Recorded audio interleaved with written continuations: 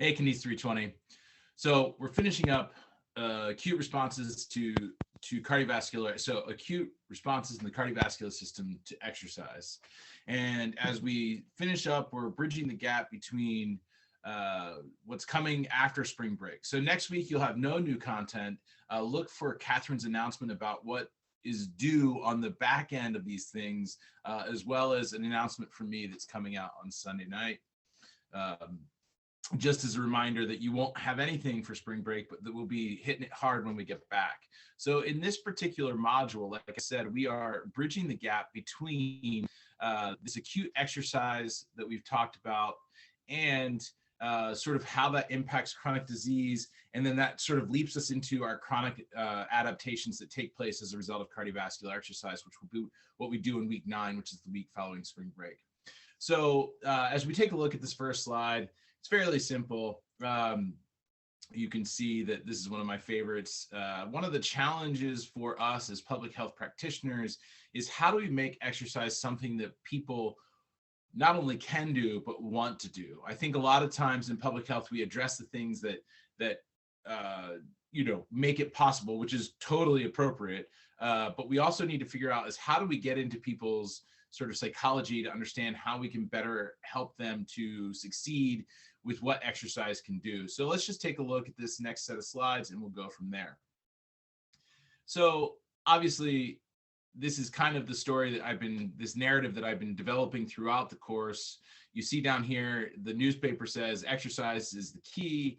And then this couple is talking to their doctor, and you can see that this man, he's older adult, has the pooch for a belly, and probably has some chronic disease. And he says, yes. Now, seriously, what can we do to improve our health? And I think that, as I've said, the narrative that I've been trying to set up is that exercise has to be a key component to any to any public health initiative. And the doctor is just making this point, and this is sometimes true. Physicians sometimes do this, but oftentimes physicians fall into the trap of treating chronic disease with medications because they know how difficult it is to convince people, going back to this, to be motivated to do it.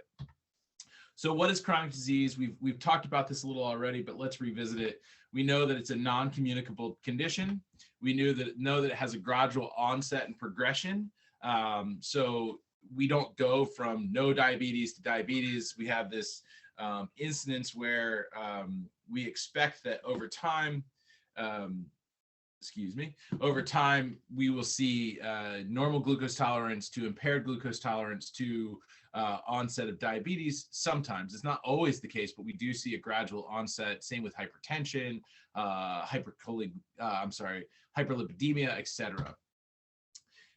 Almost all chronic disease have modifiable risk factors that play a large role in progression. And oftentimes this is what physicians are treating. They're not necessarily treating the problem itself. They're treating the progression or the risk factors associated with them.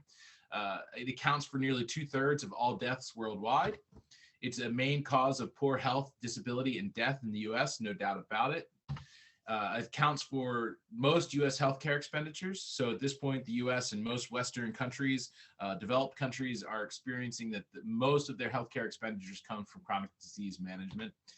What are types of chronic diseases? Cardiovascular disease. This can be anything from the heart to the peripheral vascular disease. We can look at stroke, which is the #1 cause of disability amongst Americans. Cancers. Type 2 diabetes, it's the leading cause of kidney failure, non-injury limb amputation, and new onset blindness in the US. Huge problem. We have obesity and metabolic syndrome, which again, we talk about chicken or egg kind of questions. Does the obesity and cause these things to take place, or did these cause obesity to take place? These are questions that scientists are still asking today to try to mitigate the impact of chronic disease. But we know that having obesity, and in particular central adiposity, is a huge problem in the United States and Western cultures today.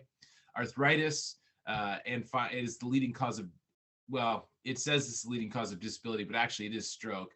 It is a leading cause, I think is what I meant to put in that, is a leading cause of disability in the US, whether that be rheumatoid or osteo or any form of arthritis.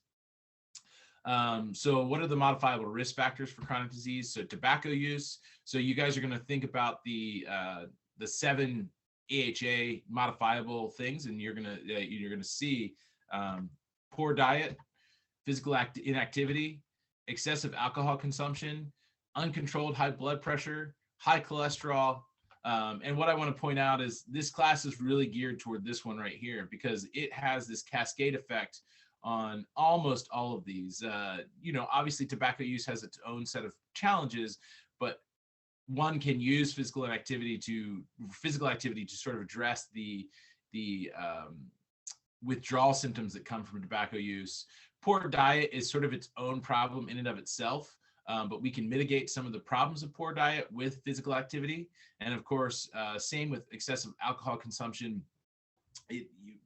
Activity is not necessarily going to address those things particularly, but it can help with withdrawal symptoms, give you something to do, etc. Uncontrolled high blood pressure, high cholesterol, those are all modifiable by physical activity. But in the end, this cascade effect will help with all of these modifiable risk factors for chronic disease. What is the nationwide chronic disease burden? Some key factors here. We have a persistent high prevalence of risk factors. We know, we've talked about the statistics. We know that we continue to have such struggles with the number of people with high cholesterol, hypertension, poor diets, inactivity, etc.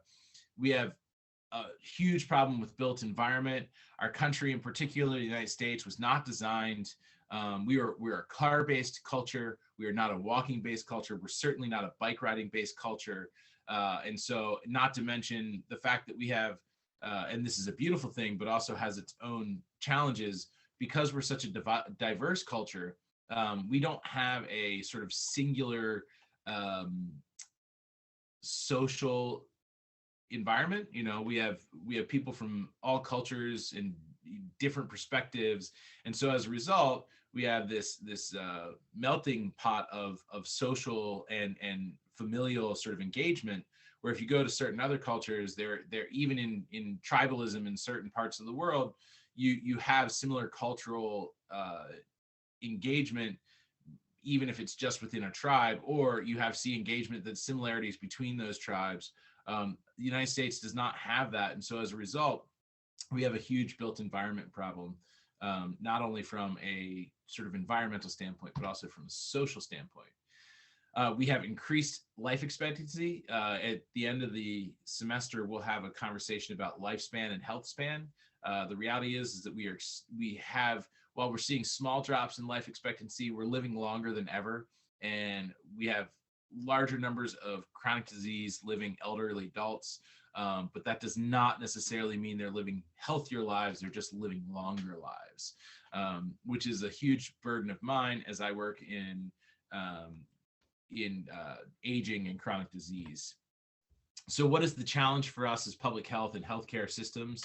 Public health focuses on acute problems, so in controlling infectious disease outbreaks. Now, this is not totally fair, but it is somewhat true.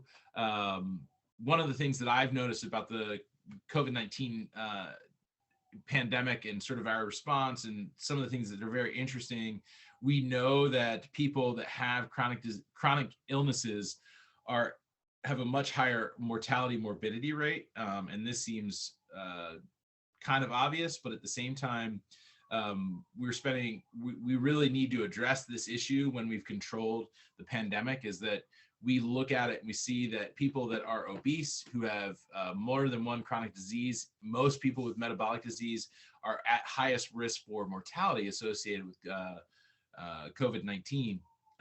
While I agree that we should full stop make an effort to stop the pandemic and vaccinate, and I am fully vaccinated myself, we do need to sit back and take a hard look at the fact that chronic illness is even impacting infectious disease and how it impacts people. So I'm not saying it's inappropriate to address infectious disease outbreaks or infectious disease problems, but we are also noting that chronic disease is having a play even in the infectious disease outbreaks that occur.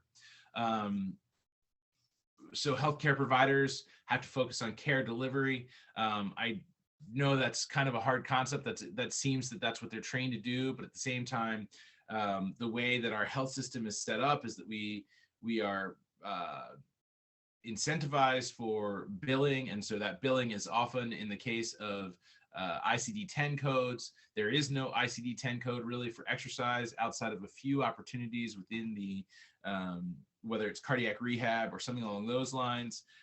It's not highly billable and not well thought of. So as long as that sort of sickness model is intact, and we don't go to a health-based model or a preventative-based model, we're in trouble. So herein lies the problem. Like I said, health promotion is a super important part of this, and disease prevention, but that means that we have to go from a sickness model to a wellness model, and that isn't financially viable.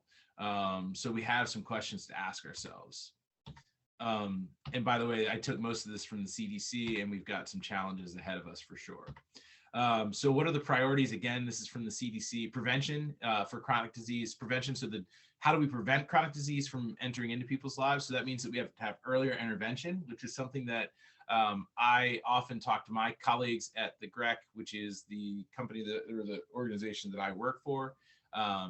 Prevention is we are working with people that have already acquired these diseases, and as a result, we are not necessarily preventing. And so we need to do a better job of thinking about what it means to intervene earlier in life, in people's 20s and 30s and 40s. Detecting, so how do we detect chronic disease earlier and slowing their progression? So I went back to my physician for the first time in about a year because of the pandemic. I wanted to make sure that people that needed to get in to see the physician could see them. But as we talked, I had some concerns about, and this was recent, I had some concerns about the fact that my dad is diabetic who is on a glycemic control drug called metformin, which we've talked about. And it is a good drug. It does the job. It is controlling his diabetes to a certain extent. But it also, he very rarely has gotten discussions about modifiable behavior and trying to challenge him towards that. My mom, I am quite sure, is insulin resistant. And so as I move into my 5th decade, I'm 40 years old, I want to try to detect these issues in me and slow the progression if indeed I am sort of headed down that trail. And the reality is, guys, I have basically built my whole fitness structure around the idea of disease prevention. I've moved beyond being this beautiful specimen. Not that I've ever was going to be that, but I've moved beyond that because I want to live a healthy life and have a health span that I love rather than have a lifespan that is long. So longevity is important, but I want a healthy longevity. So how do we detect disease earlier? And again, this is moving and finding ways to detect these things easier and more efficiently, and making them accessible to people with and without the funds to do it themselves. And then how do we mitigate the problems associated with chronic disease? So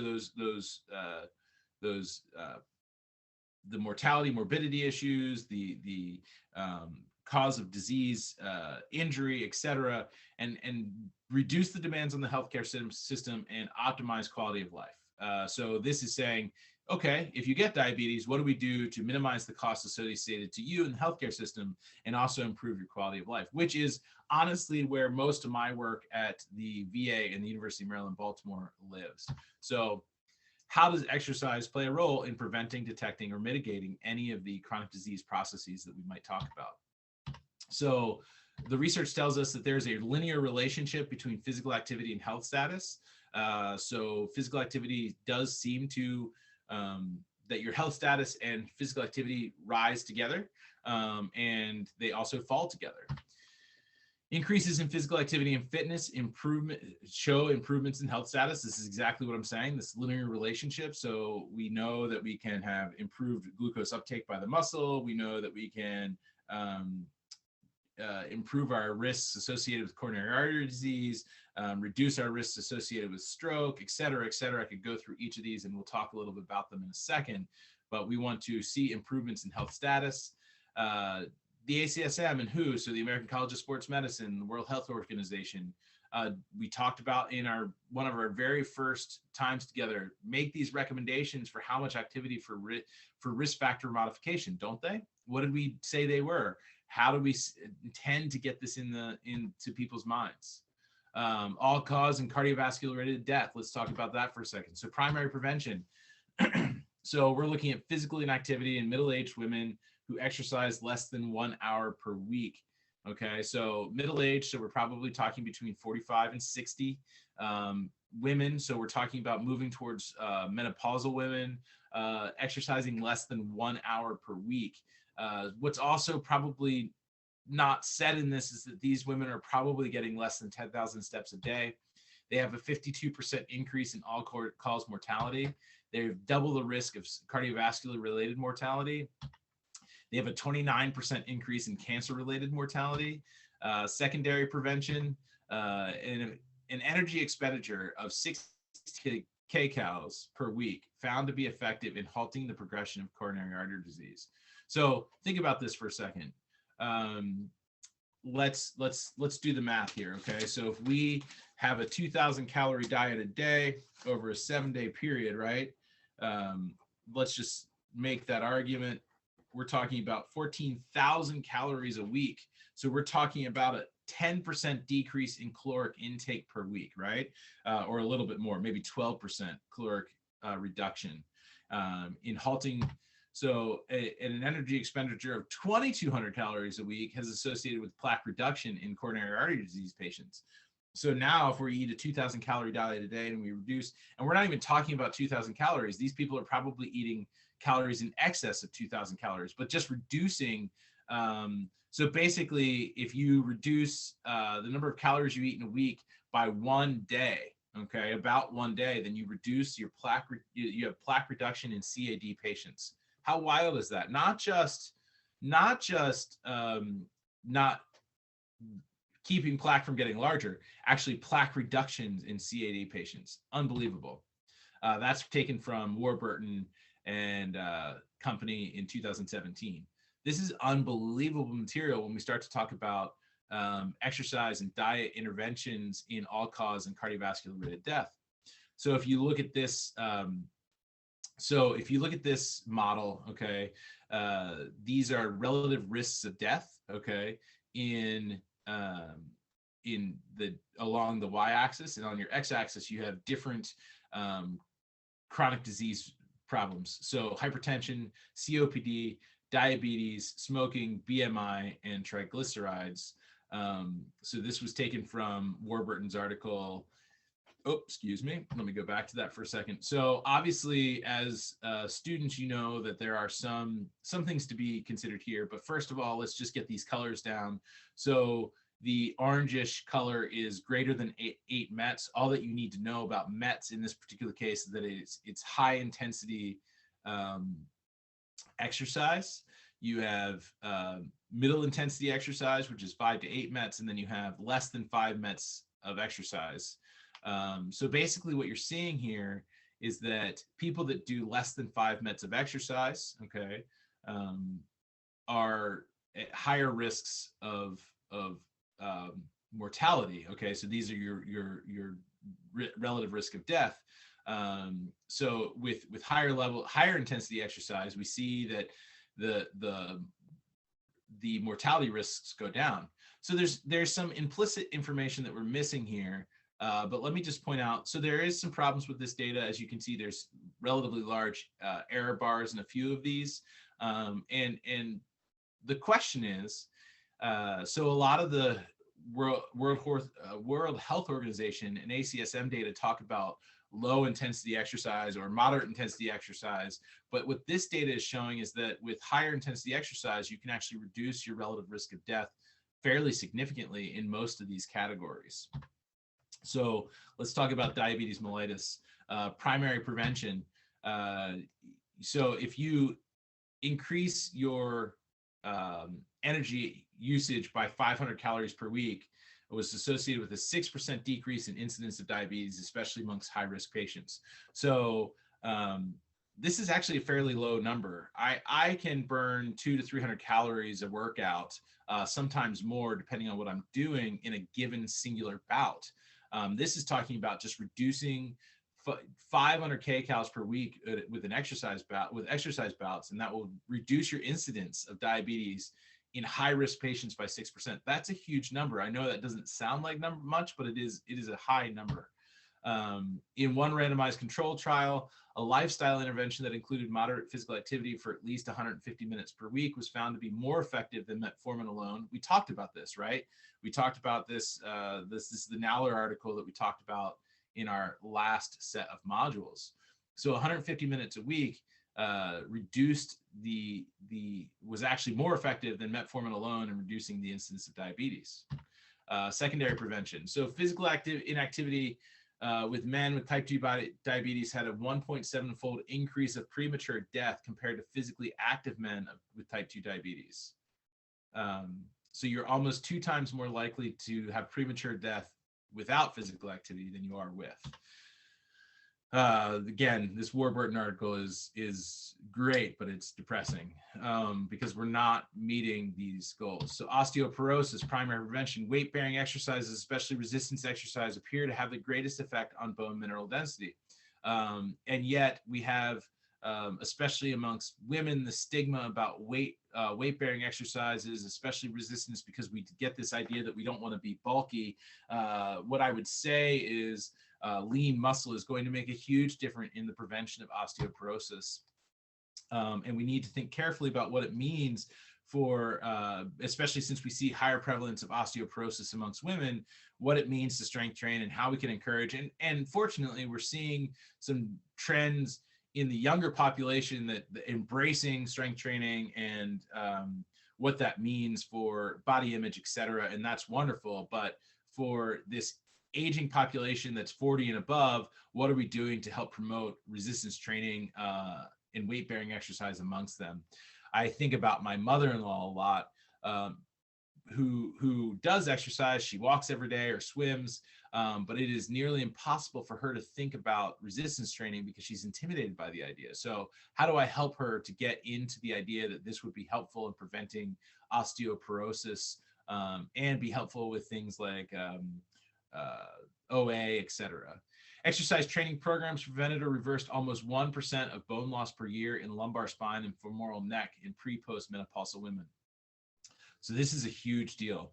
If you know anything about postmenopausal or perimenopausal women, we know that bone density is a huge concern besides the fact that they're going through the hormonal changes that exist in menopause or postmenopausal women.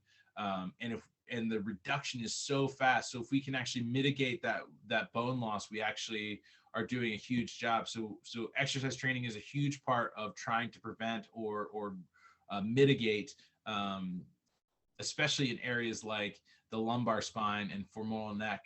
This is the large bone in the top of the leg. And of course, lumbar spine is the lowest level of the spine. And so we're talking about core strength. We're talking about mobility. These are huge areas where quality of life can really change pretty significantly.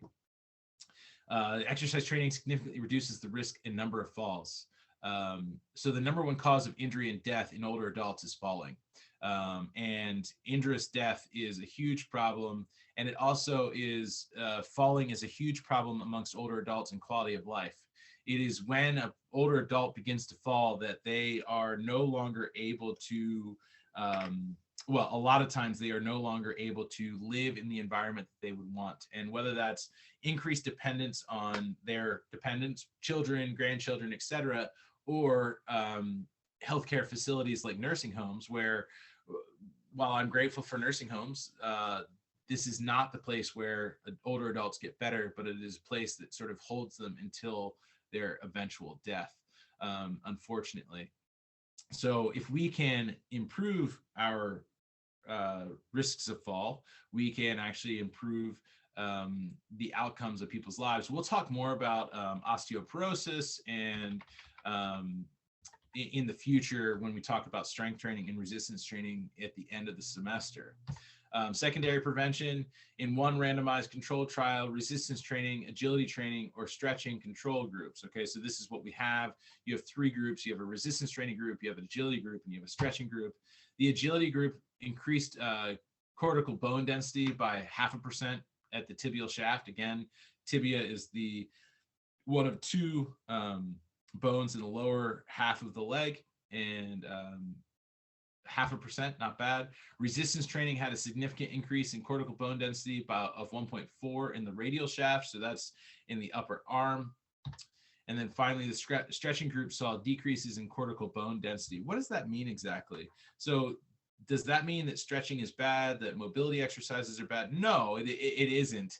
But what it means is that we have to have a sort of collective view of exercise, that we can't just be focused on one area of exercise like aerobic exercise. But we need to be doing mobility and stretching, strength, and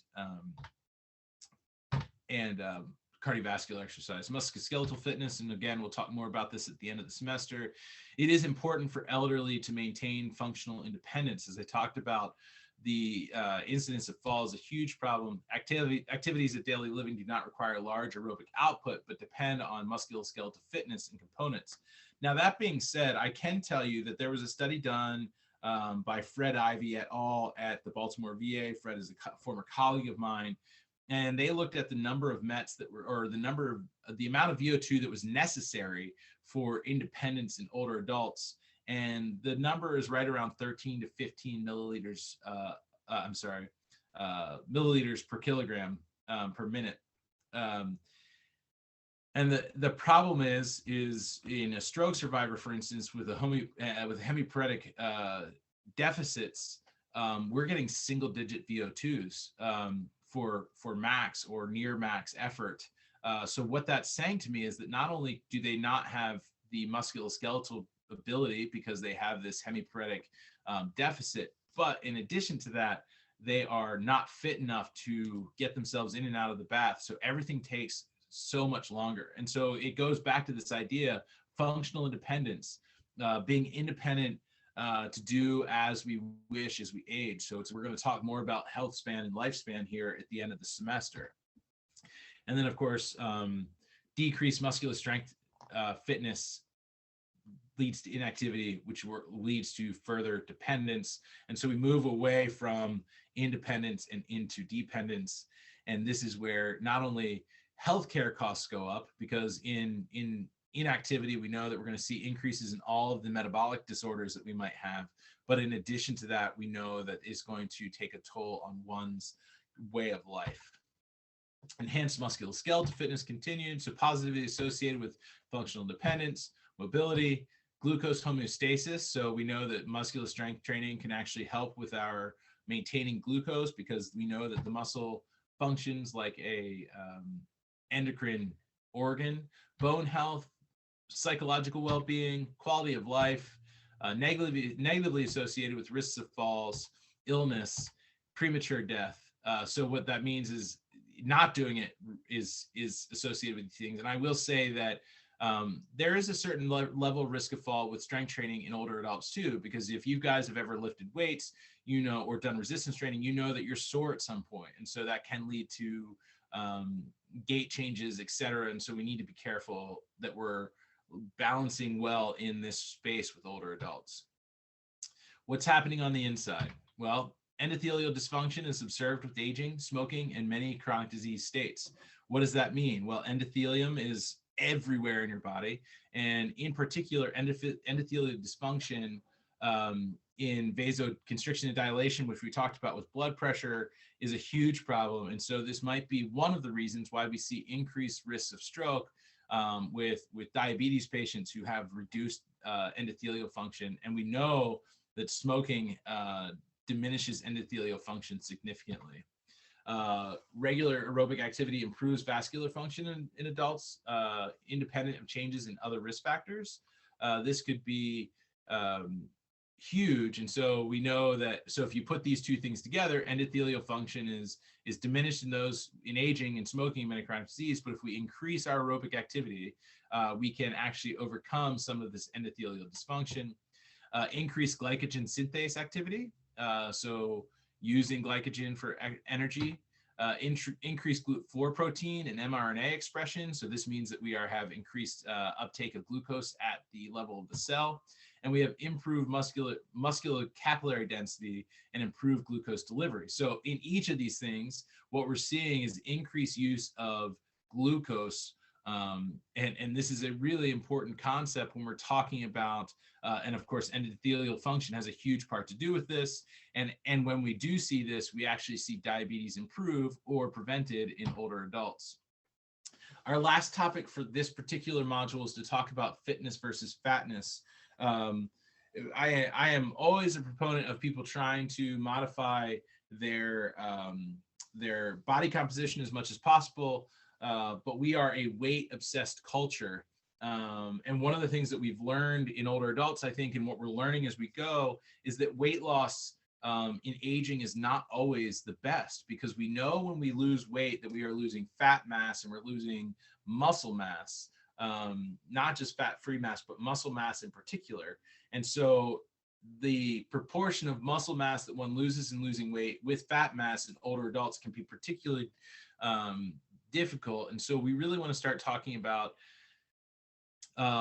what it means to be fit even when we carry more weight than we should. So BMI versus aerobic fitness levels. So the risk of all-cause and cardiovascular mortality was lower in individuals with high BMI and good aerobic fitness compared to those with normal BMI and poor aerobic fitness. So we've talked a lot about, and we've seen a lot of data about normalizing BMI, but when we start to talk about it in the context of aerobic fitness, it may even be better to have good aerobic fitness and have a high BMI than have a normal BMI than aerobic fitness. Interesting. High BMI with high physical activity was at greater risk for incidence of type 2 diabetes and prevalence of cardiovascular disease and diabetes risk factors. So now we're talking about sort of the other end. Okay, so if we have high BMI with high physical activity is association with risk factors. So is this story still true? Okay. Is it important to be aerobically fit or have normal BMI? That's the question that it comes down to. So this is from Fulgham and et al. In 2010. So what is the difference between aerobic fitness and physical activity? So, and that I will point out, this talks about aerobic fitness and physical activity. This is versus physical activity. So let's just get into that. I didn't point that out earlier, so I wanted to make this distinction that this is what this high BMI with high physical activity was higher, but this was good aerobic fitness. So what is the difference? Why is fitness more protective than physical activity? What is the mechanism for the strong protective effect of aerobic fitness? And why are the results with cardiovascular mortality seemingly different from cardiovascular risk factors associated results? Why aerobic exercise? Well, it improves inflammatory markers. So we know that there are many reasons that we have inflammatory responses, some good and some bad in our bodies. But in the case that we're talking about here is that this is a pro-inflammatory marker situation where exercise actually helps to mitigate the association with inflammatory markers that might do damage to the body over time. Working muscles act as an endocrine organ and produce interleukin-6 and has an anti-inflammatory properties. So again, going back to this inflammatory process, it improves lipoprotein subclass distribution. So this is interesting. So we know that lipoproteins are an important part of what we measure from a lipid profile. So if we improve the distribution of these things, then we actually may be improving our lipoprotein scales overall. It improves post-meal lipoprotein metabolism and triglyceride clearance. So this means that we might be ridding ourselves of stored fats. Improves endothelial function. We've already talked about that. It reduces intramuscular glycogen levels, increased GLUT4 expression, which means that we are using more glucose for energy. So all of these things are associated with aerobic fitness, but not aerobic exercise, and not necessarily with just physical activity. So this is a quote from Doctors Blair and Rodney in 1999. Overweight or obese individuals who are active and fit are less likely to develop obesity-related chronic diseases and have early death from the normal weight person who leads sedentary lives. And again, it's making this argument that despite the fact that we may be obese, physical activity may mitigate or completely reverse some of the association with obesity-related chronic diseases, which, as we know, when we look at metabolic disorder, is increased central adiposity, dysfunctional lipids, hypertension, glucose, we not having control of our glucose, etc. So what is ideal? Well, ideally, we want to be normal weight and we want to be physically active and aerobically fit.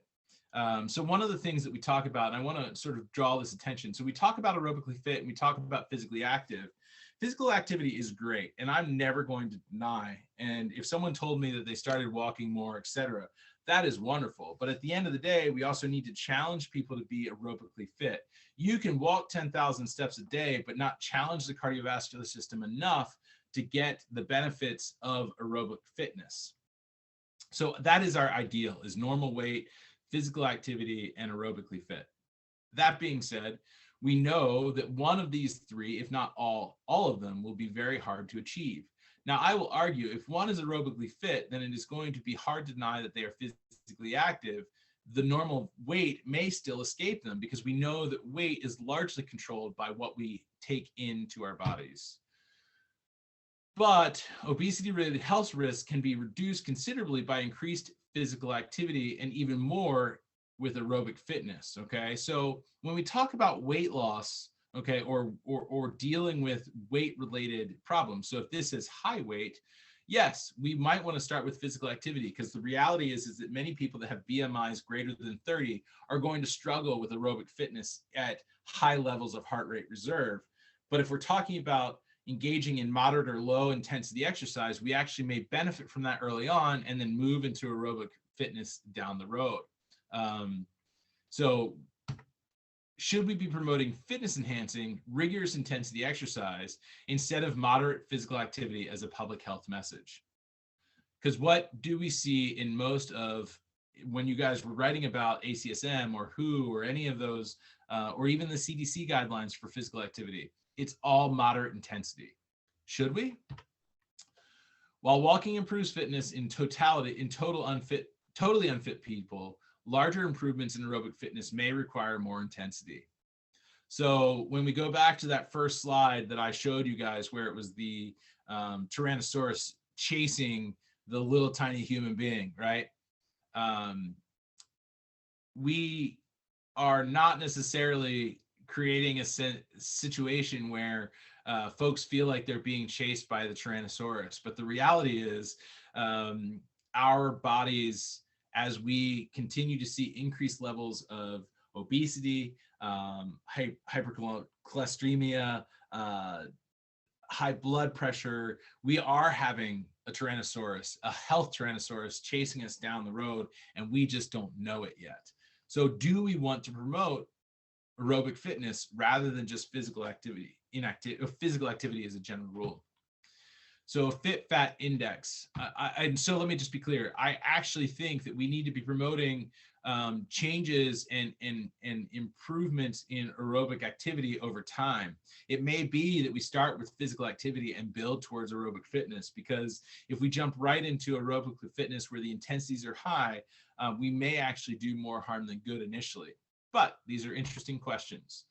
So combined cardiorespiratory fitness, with meaning max METs or higher level of METs, which I showed you that one graph, and a waist to height ratio measures visceral fatness. So a group analyzed for incidence of type 2 diabetes. We have the fit to fat, we have the fit and lean, we have the unfit and fat, and we have the unfit and lean. The reality is it's always better to be fit than unfit. And obviously it's always best to be fit and lean. So unfit fat carries the highest risks of incidence of diabetes. That's what this study showed. Okay, so they measured visceral fat through waist to height ratio and max METs. So the highest risk of type 2 diabetes is unfit and fat. Fit fat carries equivalent or higher risk than unfit lean.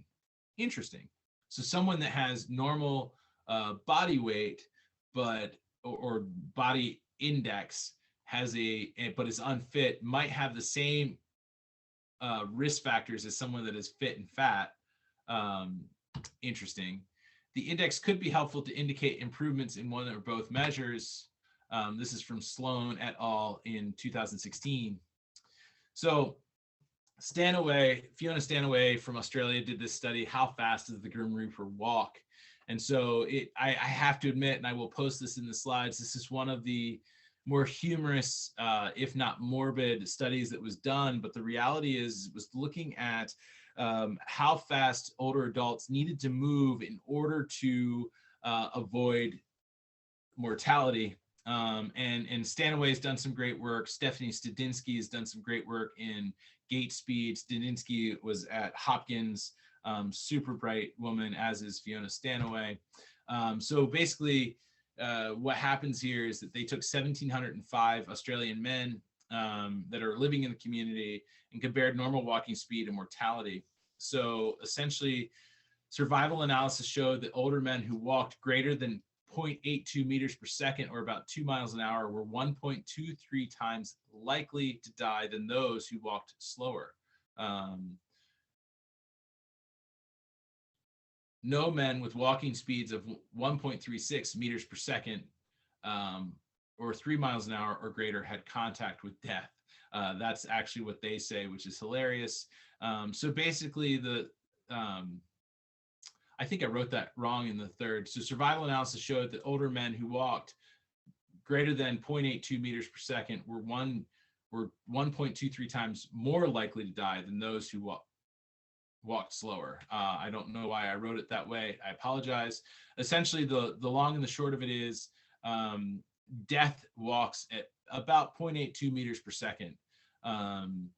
And anyone that sort of crosses this threshold of less than 0.82 meters per second is much higher likelihood of death than those that don't. And then if you walk at 1.36 or 3 miles an hour or faster, you had a much less likely mortality rate. So we need to make sure that we are keeping our gait speeds at a higher level. So basically what this is saying is that the death walks between 0.82 and 1.36 meters per second. And so we want to try to be walking faster than 1.36 meters per second, but we cannot be walking any lower than 0.82 meters per second. So at the end of the day, we want to really think about how we mitigate chronic disease.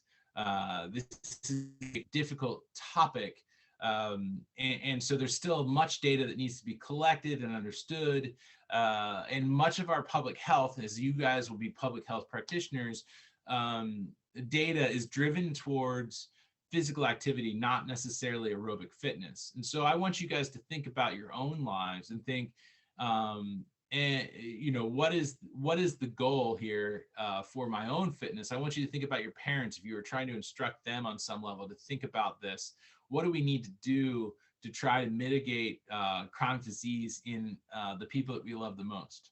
That's all I got for now. I'm looking forward to seeing you guys after spring break when we really start to talk about chronic adaptations that take place during aerobic exercise. I hope you guys do well. Have a great spring break, and I'll see you in week 9. Take care.